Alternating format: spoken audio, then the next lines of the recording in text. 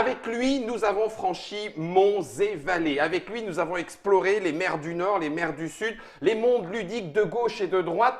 Et avec lui, nous allons maintenant ramener tous ces souvenirs dans des musées. Lui, c'est qui? Ben, c'est justement et l'auteur et l'éditeur du jeu dont il est question, Monsieur Olivier Mélisson. Salutations Olivier. Salut Guillaume. T'as vu sa présentation de fond? Ah, et t'as vu, hein. Histoire de Mais ça, en même rassembler temps- toute notre En histoire. même temps, ça change. Ça change. Ah, parce qu'habituellement, je venais pas pour ça. C'est ça. Exactement. Enfin, si tu venais pour jouer, Oui, pour mais jouer. avec Ouais, le ouais. jeu des autres. Ouais. Là, en l'occurrence, d'ailleurs, tu n'es pas le seul auteur. Non. Petite dédicace à celui qui est face à ses élèves et qui est ton co-auteur, Eric. Eric Dubu. Je ne dis pas le S de la fin. Si, ça se dit du bus.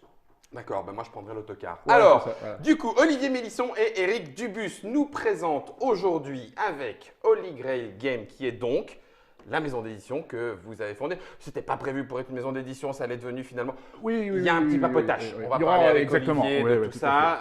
De toute la genèse. De toute la genèse, parce que il y a encore deux compères par rapport à Holy Grail Ah qu'on oui. peut présenter, Ah oui. que vous connaissez aussi, si vous êtes un habitué de Trick Track ou une habituée de Trick Track, c'est Jamie. Oui, Donc, absolument. Jamie est avec vous. Ouais. Et puis alors, vu que la boîte est illustrée par le quatrième compère, Exactement. Voilà. citons-le maintenant, Vincent Dutray. Vincent, la dédicace, elle est pour toi. Donc du coup, reprenons tout ça avec le bon titre de Germain. Merci Germain. Olivier Mélisson, Eric Dubus, ce sont les auteurs. Vincent Dutray, c'est l'illustrateur. Jamie Johnson, il est aussi dans Holy Grail et c'est Holy Grail qui en est l'éditeur pour 2 à 4 joueurs à partir de 10 ans et 60 minutes à travers le monde. La boîte que j'ai entre les mains, pas celle que vous venez de voir à l'écran, celle-ci, c'est un prototype. Oui, absolument. Parce qu'on est en pleine campagne de financement. On est en pleine campagne. Oui, on est en Oui. plein dans la campagne de financement participatif. Oui. Pour être un peu plus français. C'est franchi. C'est Le franchi. jeu existe. Oui, avec un grand plaisir. Une Voilà, petite très grand avance. plaisir. Ouais, On avec, va pouvoir ouais. démarrer maintenant tout le reste de la campagne, c'est-à-dire découvrir la profondeur et tout ce que vous nous avez réservé pour la suite du jeu.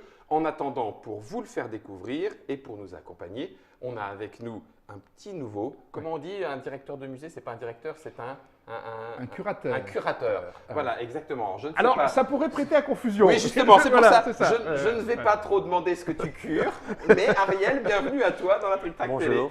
C'est toi qui vas nous accompagner pour découvrir Muséum.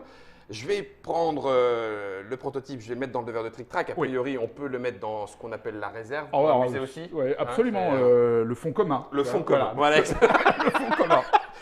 Et donc, du coup, si je peux le dire vite, histoire de vous titiller un petit peu l'aluette ludique, c'est un jeu de position et de collection, Oui. puisqu'il va falloir collectionner les cartes suivant plein de critères que tu vas nous expliquer et les ranger entre guillemets correctement dans les ailes de notre musée. Exactement. Je te laisse la parole.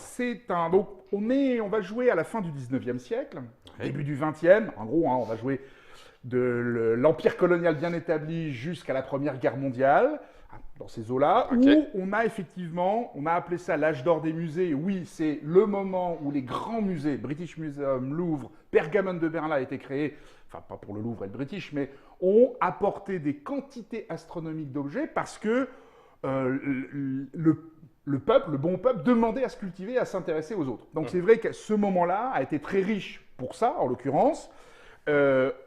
Au-delà de l'aspect de ce que les pays ramenaient dans nos musées à nous, hein, voilà. Ça fait partie, j'en bégaye d'avance, Ouais. ça fait partie d'un moment historique autour du jeu parce qu'il Oui. y a eu des gens pour en discuter un petit peu pendant la campagne, autant mettre ça directement à plat. Ce n'est pas le jeu qui encourage en disant oui, oui, à ce moment-là, on allait piller allègrement les richesses culturelles des autres.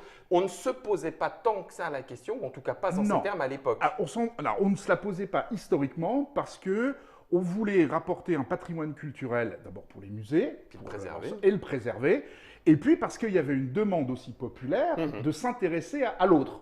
Alors l'autre, c'était l'Égyptien, pour le Louvre, qui a ramené des collections égyptiennes somptueuses, la Mésopotamie. Je vois pour l'Amérique du Sud, donc pour Madrid, il y avait effectivement toute la partie, alors évidemment c'est les anciennes colonies, hein, mais on avait la partie d'Amérique du Sud. Je vois le British Museum s'est beaucoup intéressé au Japon, à la Chine, de par leur comptoir, donc tout ça est très très lié Ouais, il y a dans toute une l'histoire qui effectivement a permis à ces grands musées d'acquérir des objets qui d'ailleurs commencent à repartir dans leur pays, c'est ce qu'on appelle les retours des objets, parce que effectivement aujourd'hui le Caire, le musée d'égyptologie du Caire est recommence à retrouver une grosse partie de Son ses collections, patrimoine. son patrimoine. D'accord. Absolument. Donc nous, dans l'histoire, on joue le moment où tous ces objets étaient découverts et Oui. ramenés dans les Absolument. différents musées qu'on va jouer. Et d'ailleurs, on ne se préoccupe pas, on n'est pas Indiana Jones. C'est-à-dire que finalement, on est le directeur d'Indiana Jones. C'est Tu ça. vois ce que je veux dire? Ouais, On va ouais. jouer le directeur d'un musée et qui va envoyer des archéologues pour déterrer un certain nombre d'objets Oui. et les ramener dans son musée. On a notre musée Ok. qui représente globalement des salles avec une grande galerie. J'y reviendrai, ça nous aidera un petit peu pour la partie finale. On a des espaces ici pour pouvoir engager des personnalités qui vont venir rajouter embellir nos collections. Ouais. Donc on a nos personnalités qui sont ici, Juste un effectivement. photo particulier. On les révélera, elles seront achetées de manière visible. On peut en acheter, enfin on peut en recruter autant qu'on souhaite. Et puis on a des objets mis à disposition sur le marché des reliques et artefacts.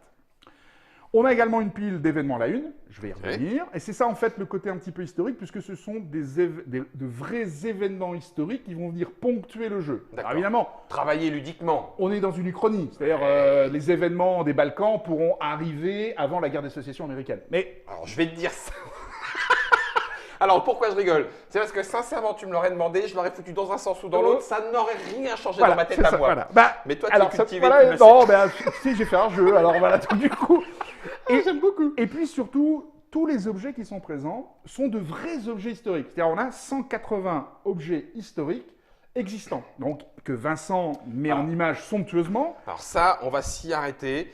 Là, c'est là où on voit que tous ne sont pas encore arrivés, hein, puisqu'il y a encore des Les Mayas sont pas illustrations, terminés, etc. mais je vois les Mais Incas sont terminés, les Celtes sont finis. tout ça, je vais les mettre sur le mien de Oui. plateau Germain, parce Alors, que là, on a tout Stone Age ça, quand même qu'il faut. ce sont des illustrations, celle-là aussi, de Tout à fait. Vincent Dutray. Combien tu as dit? 180 Il y a 180 objets uniques, donc c'est 180 illustrations uniques. trucs de Qui est un malade. travail colossal parce qu'il faut les mettre en situation, essayer à chaque fois. Donc c'est un gros travail de Vincent, de nous au préalable, de travail de recherche, d'écriture, pour essayer de trouver ce qui correspond. Et puis que ces objets historiques rentrent mécaniquement dans le jeu. Parce que c'est aussi un jeu, hein, c'est pas que de la culture. Alors, l'aspect historique n'a pas d'incidence, c'est-à-dire qu'il n'a pas d'incidence ludique. D'accord. On ne joue finalement peu avec. Simplement, on s'était dit avec Eric à la genèse du jour, c'est finalement, ça serait quand même sympa De qu'au pouvoir... lieu d'avoir un symbole égyptien et un truc mésopotamien, que j'ai vraiment un vrai objet, tu vois, le masque de Toutankhamon ou le buste de Nefertiti, ça a quand même beaucoup plus de gueule que d'avoir un icône comme ça l'a été dans les jeux de musée existants. Donc, on a fait ce parti pris d'avoir un côté très historique et d'aller au bout de ce côté historique. Sans vouloir gêner le côté ludique, c'est-à-dire que toutes Oui. les petites informations, là ici on les a en anglais, Elles mais sont- ça, elles seront en français. Elles sont en français, bien etc. sûr. Mais toutes ces petites informations sont des informations effectivement historiques qu'on peut lire. Qu'on si peut on en a lire envie. quand on a le temps, quand on regarde, si on a envie de découvrir des objets. Tiens, qu'est-ce que c'est ce truc-là? Bah, tiens, je savais pas que ça avait cette tête. Et à chaque fois, avec Vincent, on a travaillé pour essayer de montrer la taille aussi des objets. Par exemple, tu vois, à Stone Age, là, par exemple, cette porte-là, japonaise, Ce tori. le tori, est gigantesque. C'est pour ça qu'à chaque fois, Vincent avait, tu vois, a mis un petit bateau à côté pour montrer l'échelle. Parce qu'on n'a pas l'impression, souvent, quand on travaille sur des trucs des éléments documentaires, mais à chaque fois, on dit, ah putain, mais ça, quelle tasse, ce truc-là? Ah non, alors, ça, Là, c'est il gigantesque. est grand. C'est gigantesque. Donc, à chaque fois, il y a eu des mises en situation, donc en collection, avec finalement quelqu'un d'un musée qui est en train de le nettoyer, ou des mises en situation. Alors évidemment, nous avons 12 civilisations. Il y en a 3 par continent. Ok. Et nous couvrons 6 domaines. On a un petit tête de jeu, pour nous le rappeler, qui répartit en gros les civilisations et les domaines. Les domaines, on a effectivement le domaine de la navigation, Oui. on va avoir l'architecture. Alors, évidemment, on va me dire, mais attends Olivier, t'es un peu boulot. Stone Age, ça rentre pas dans un musée. Oui, mais c'est... Ah ouais. Alors, je le dis parce que on a eu quelques commentaires dessus en disant, oui, mais les musées ont fait des maquettes. Je vois par exemple, alors comment c'est venu ça? Oui, Germain. En serrant un peu, ça tient. En serrant un peu, ça tient. Le Stone Age? Ouais, alors il serrant faut vraiment beaucoup, serrer, alors. ouais, au chausse-pied, tu sais. Mais j'avais été voir à Agrigente en Sicile, tu as la vallée des temples. Alors, c'est les plus beaux temples grecs quasiment conservés, c'est absolument magnifique. Et il y a les reconstructions des maquettes de tous les temples à l'origine, c'est-à-dire pas cassé, parce que bon, quand il reste plus rien, c'est compliqué de visualiser. Et en fait, c'est à partir de là, c'est cette visite-là qui m'a dit, tiens, j'aimerais bien faire un truc dans un musée, machin. Enfin, On peut donc ramener... on peut ramener des choses parce qu'on va faire des mesures. Ok. Et c'est vrai que les mises en scène sont là. Par D'accord. exemple, tu prends Stonehenge, Oui. eh bien, tu as un petit campement où tu as les mecs qui sont en train de, tu vois, il y a le petit campement de l'équipe archéologique qui prend des mesures. Donc à chaque fois, il y a des mises en situation pour chaque domaine. D'accord. Alors, Donc tu as dit... navigation, architecture, art et écriture, agriculture, artisanat, cosmogonie qui comprend astrologie, religion, Ok. et la guerre. Ok. Donc 6 domaines. 6 domaines, 12 civilisations. 12, d'accord. Oui. 12 civilisations, elles sont réparties. Donc on en a dans chaque continent, évidemment, pour que mécaniquement ça tienne le jeu. Dans 4 continents. Dans 4 continents. 4 x 3, 12. On a également nos cartes de notes. Donc démarrage du jeu, chaque joueur a... Alors, petit terme. La réserve personnelle du musée, c'est Oui. les cartes que nous avons en main. D'accord.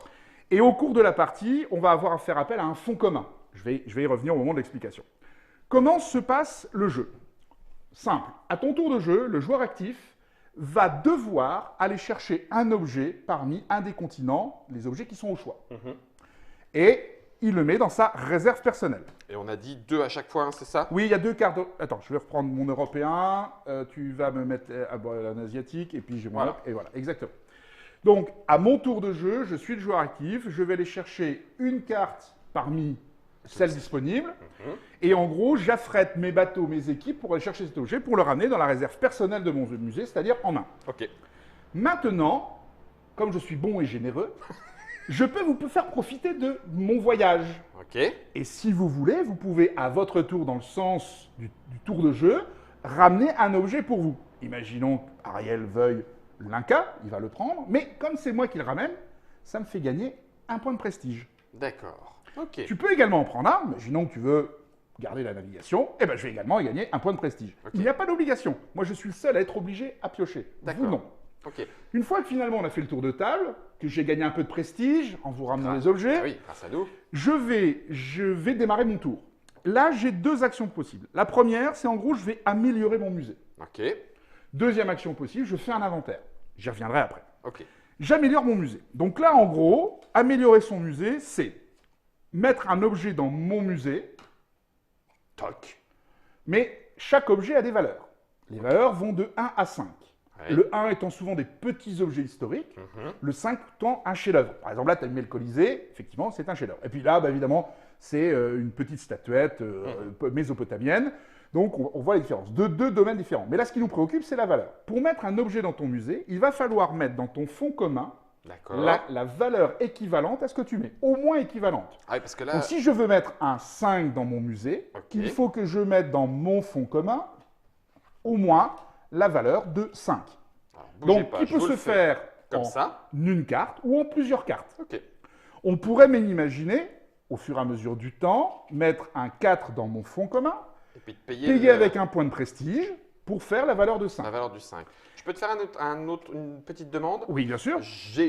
Pour plein de raisons, tu vas nous les expliquer, je veux absolument poser ma statuette. Oui. Je peux la payer uniquement avec un point de prestige. Absolument, tout à D'accord.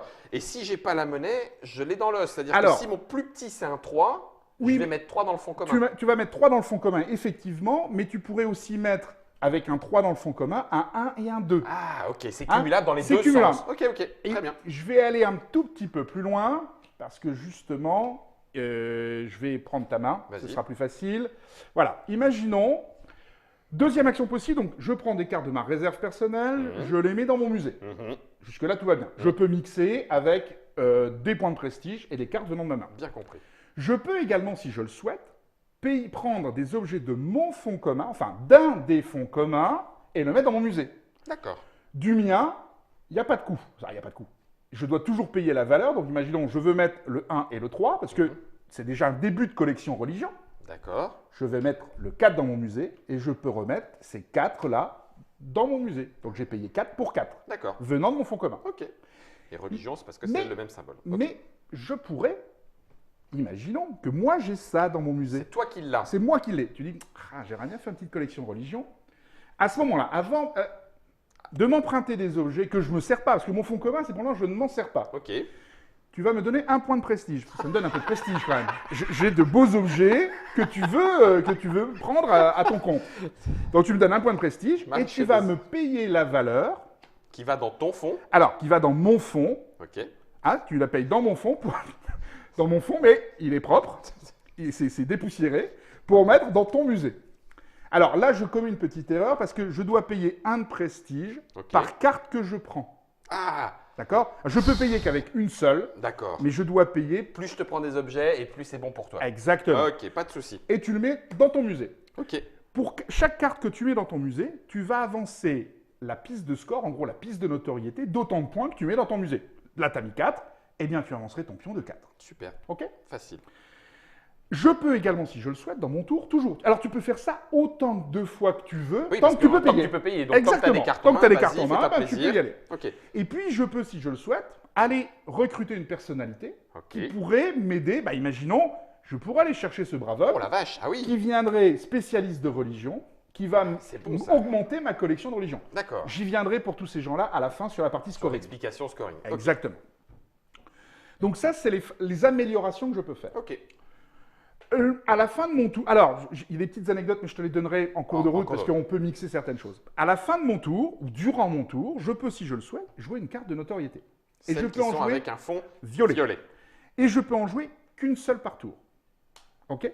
Donc il y en a 8 différentes pour le moment. Évidemment, la campagne Kickstarter nous en a déjà débloqué des nouvelles. Il y en aura d'autres, mais il y en a 8 différentes dans la partie qu'on va faire. Elles ont toutes un effet particulier. Ok. Je la joue, j'applique l'effet. Et je la défausse. Elle est défaussée, tu la mets ici, elle est défaussée, c'est terminé. Ok. Donc en gros, là par exemple, celle-ci te dit, c'est une livraison express qui permet de mettre de ta main, ta réserve personnelle, gratuitement une carte en jeu de valeur de 1 à 3. Et je marque les points. Et tu marques les points, puisque à tout moment, de toute façon, tu sais la valeur de ton musée, tu recomptes et tu sais où tu en es en score. Maintenant, quand ton pion dépasse les 10, 20, 30, 40 et 50, tu vas piocher une nouvelle carte de notoriété. Okay. En gros, ton musée devient de plus en plus rempli, tu as de plus en plus d'objets, il commence à avoir un peu plus de prestige, et donc, ces cartes-là vont venir te donner des petits coups de boost tout au long de la partie. C'est un objet d'un musée notarié. Absolument. À la fin du tour, c'est fini, tu deviens le joueur actif, et on va continuer. Quand on a fait un tour... Exactement, on va faire le même. Quand on arrive à la fin du tour de table, que tu as fini de jouer, là, nous avons les événements. Ok. On révèle le premier événement. Là, par exemple, l'Afrique en guerre. Alors, pareil, on a l'événement... Il y a le petit effet historique sur qu'est-ce qui s'est passé. Ça n'a pas d'incidence. Et puis, on a l'effet dans le jeu. Donc là, par exemple, l'Afrique en guerre, eh bien, c'est simple. Il n'y a plus d'objets en Afrique, il y a un embargo. Donc, le continent est terminé pour tout le tour prochain. Donc, on va avoir des événements plutôt bénéfiques, d'autres qui vont vraiment nous casser les noisettes et qui vont un petit peu changer notre stratégie de jeu. Évidemment, on ne peut pas encore le savoir.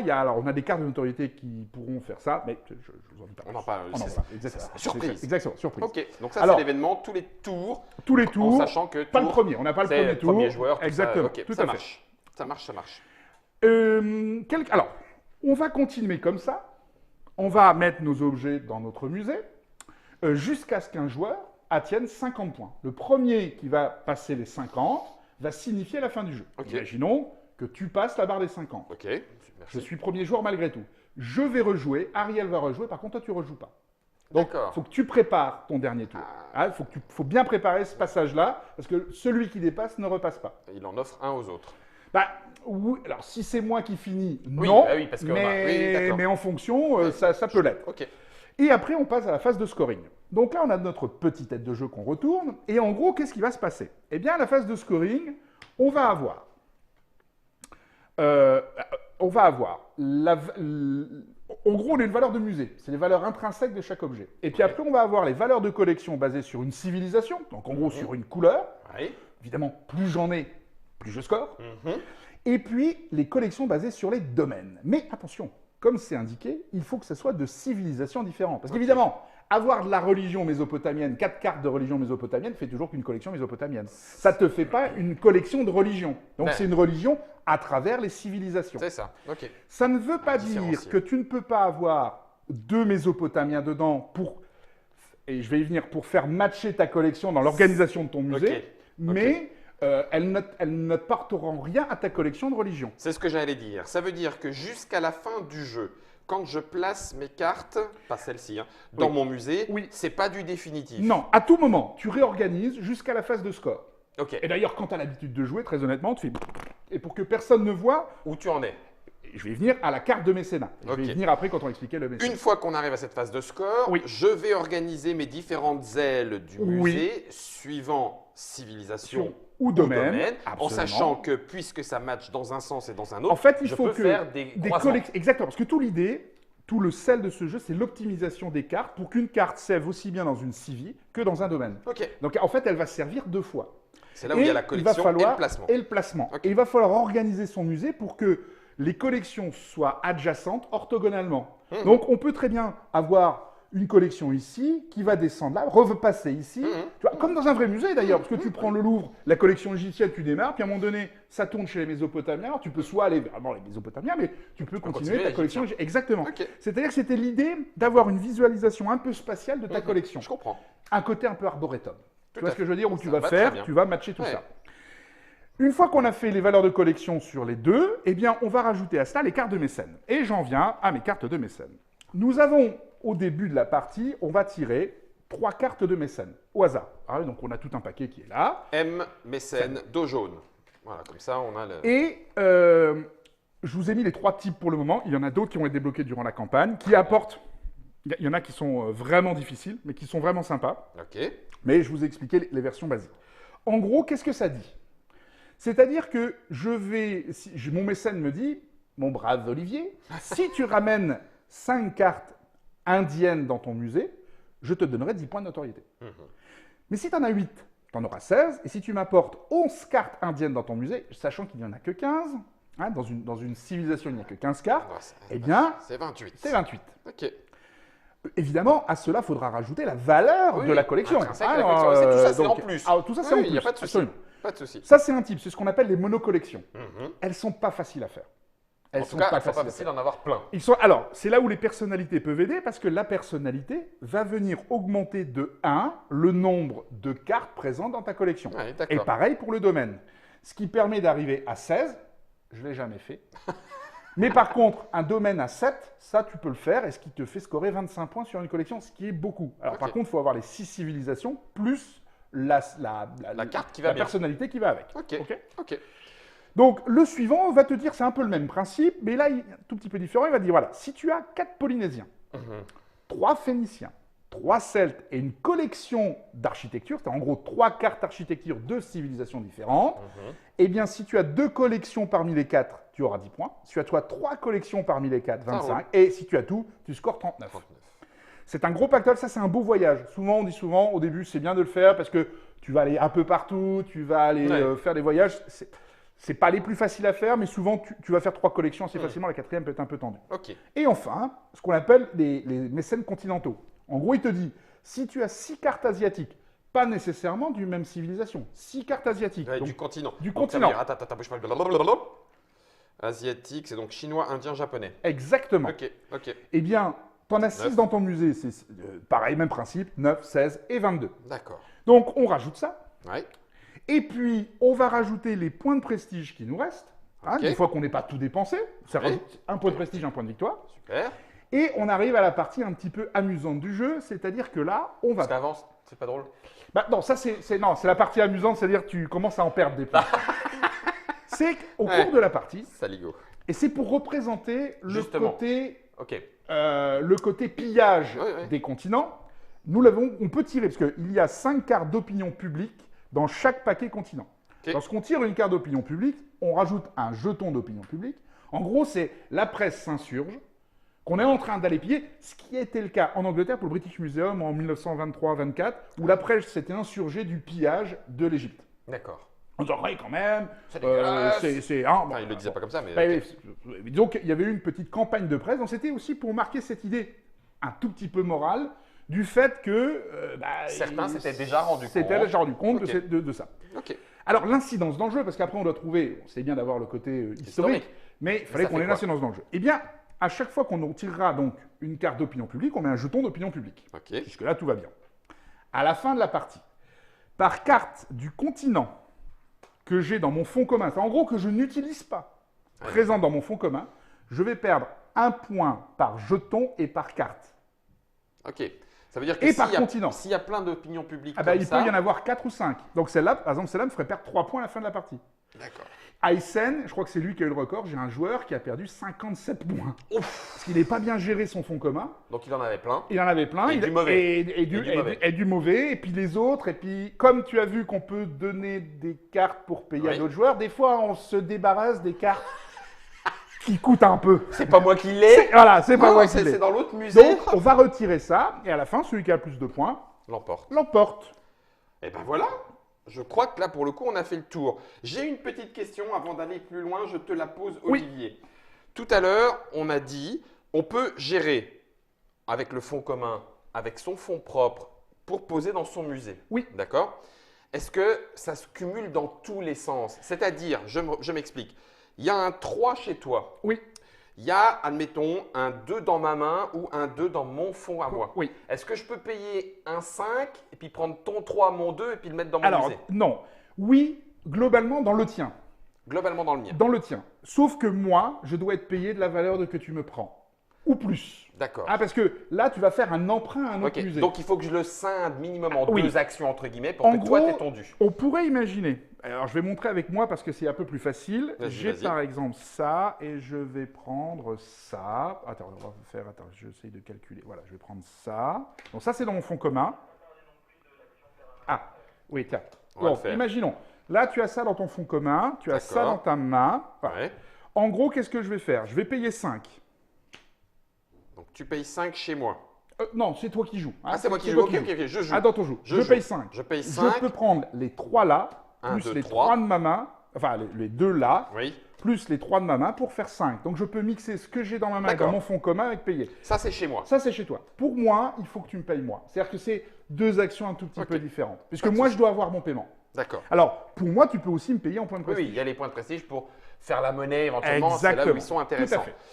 Germain, notre réalisateur, nous parlait de faire un inventaire. Qu'est-ce que Ah oui, bien sûr, Olivier. Soyons. Deuxième action possible. À un moment donné, tu peux te dire, J'ai plein de cartes. j'ai plein de cartes, ça commence à me coûter, l'Europe, là je perds 6 points, bêtement. Au lieu de faire une amélioration dans mon musée, eh bien je peux faire un inventaire. En gros, je vais reprendre toutes les cartes que j'ai dans mon fonds commun, je les remets en main. Sauf qu'à la fin de mon tour, je ne peux pas avoir plus de 7 cartes objets D'accord. et 3 cartes de notoriété. Donc, celles qui sont en trop, ben, je vais remettre celles qui sont en trop. Ok. Mais ça permet de, me redonner De la monnaie. main de la monnaie pour pouvoir jouer mes cartes plus tard. Mhm. Alors, à 3 et 4 joueurs, on en fait peu des inventaires parce que ça va assez Pendant ce vite. temps-là, les autres, À ils- 2 joueurs, par contre, c'est quelque chose qu'on fait assez souvent pour se D'accord. redonner la puissance. Parce qu'il faut prévoir, souvent on peut faire un inventaire dans les derniers tours pour préparer. Alors, pour d'abord éviter de se faire pourrir, Ouais. mais aussi pour se permettre de redonner un Ouais. gros coup de un boost. gros coup de boost à la fin. C'est pas forcément une action perdue. Non, c'est pas non parce que elles sont pas perdues vu que tu te redonnes de la puissance de je tir. comprends. Alors dans le tour, c'est effectivement perdu. Par contre, ça te redonne, tu peux faire un gros tour, sachant que à la fin de ton tour, enfin, tu dois avoir 7 cartes. Dans le tour des autres, Tu peux en t'es avoir plein. tu peux en avoir. Oui. Ouais. Imaginons, je joue, j'en ai 7.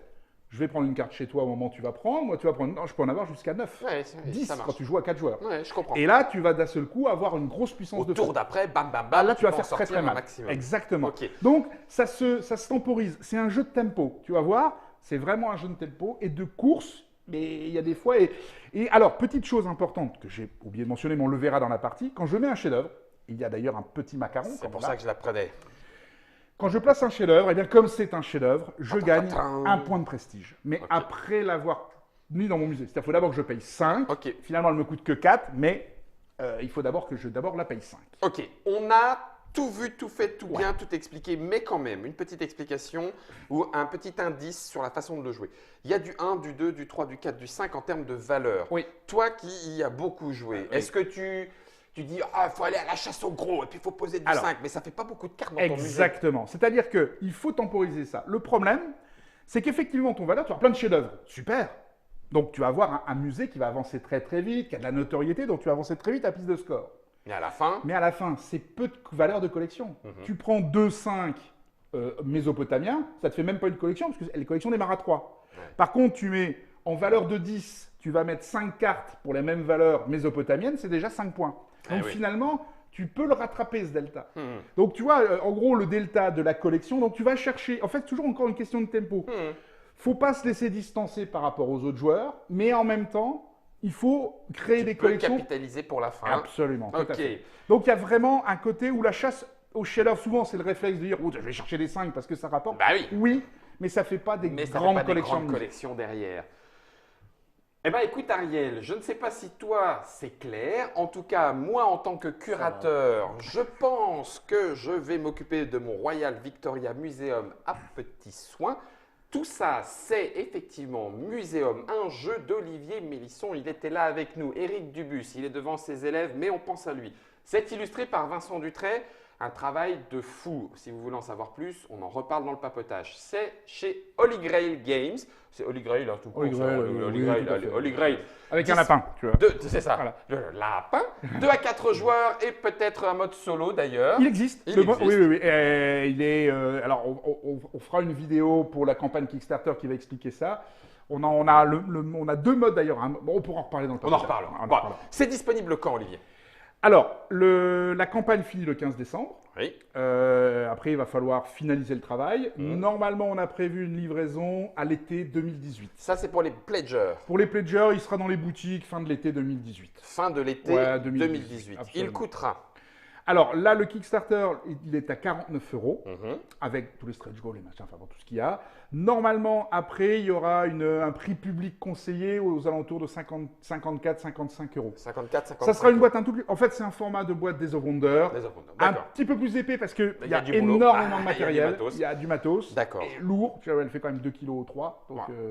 L'autre chose, alors effectivement, ça fait partie, c'est pour ça que c'est moi qui m'en charge de le dire, ça fait partie de l'argumentation qui pourrait être perçue comme une argumentation commerciale. En tant que joueur, vous en faites ce que vous voulez. Il y a effectivement, vous avez décidé à Holy Grail de faire une partie des stretch goals en KS exclusif. Absolument. Ça veut dire que ça ne se trouvera. Il y a des éléments de jeu qui n'empêchent absolument pas de jouer. non, du tout. Mais pour les complétistes fans de si j'ai pas tout, je prends rien.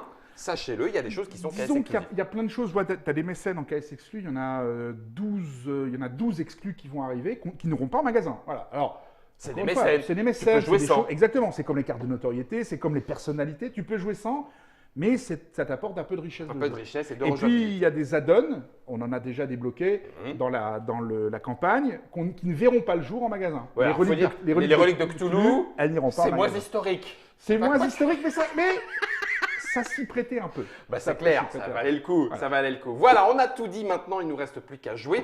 Alors, allez voir chez vous s'il reste 2 ou 3 vieilleries mésopotamiennes et puis ramenez-les nous. À tout de suite.